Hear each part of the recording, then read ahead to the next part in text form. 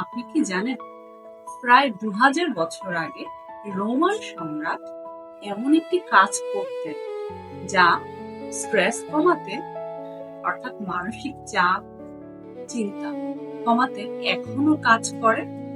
আজকে আমরা এই বিষয়ে জানব, চলুন জেনে নিই।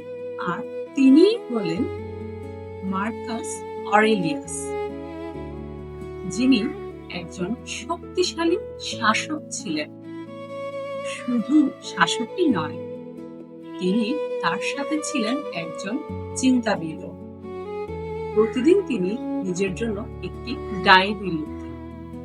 পরবর্তীতে সেই ডায়েরি হয়ে যায় একটি বিখ্যাত বই, নাম তার মেডিটেশনস। মজার বিষয় হলো, এই বিখ্যাত বইটি যিনি একসময় ডায়েরি হিসেবে লিখতেন, তিনি শুধু এটা নিজের জন্যই লিখতেন, অর্থাৎ নিজের মনকে শান্ত করবার জন্য প্রতিদিন তিনি এই ডায়েরি লিখতেন। আর পরবর্তীতে এটাই হয়ে যায় বিখ্যাত। কি লিখতেন সেই ডায়েরিতে? তিনি সে খাতায় লিখতেন আজ কি কি ঘটলো, কোন বিষয় তাকে চিন্তায় ফেললো, আর কিভাবে তাকে নিজেকে শান্ত রাখবে সেই উপায় শুনল। তার মূল চিন্তা ছিল স্টোইসিজম দর্শনের উপর ভিত্তি করে। নিশ্চয়ই এতক্ষণে প্রশ্ন জাগছে, এই স্টোইসিজম দর্শন আবার কি?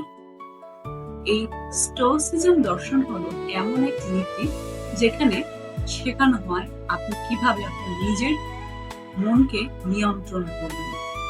আর এই স্টোইসিজম দর্শনে একটি ধাপ হলো যেখানে আপনার কোনো নিয়ন্ত্রণ চলে না, তা নিয়ে চিন্তা বাদ দিন।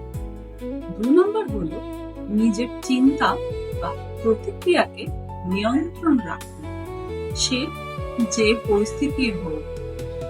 আর 3 নম্বর অথবা সর্বশেষ ধাপটি হলো স্টোইসিজম দর্শনে শেখায় আপনার এই বর্তমানকে নিয়ে ভালো থাকুন।